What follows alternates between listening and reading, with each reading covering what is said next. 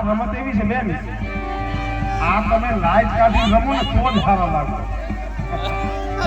તમને કદાચ ખબર હોય કે ન હોય, આ રમત રાજસ્થાનની છે. ક્યાંની છે? હા, રાજસ્થાનની. અને આ રમત એક મર્યાદા, આને ડિસ્કો ન કહેવાય. હું આપણી સમાજમાં ડિસ્કો, આને ડિસ્કો ન કહેવાય, આને રમત કહેવાય, આને પરંપરા કહેવાય. રાજસ્થાનમાં કોઈ જાવ ને તો જોઈજો, સાથે હમાણો ઢૂંઢતો હોય અને ભગવાનના નામના માતાજીના નામમાં તલીન થાય અને એના નામ ઉપર રમતા હોય.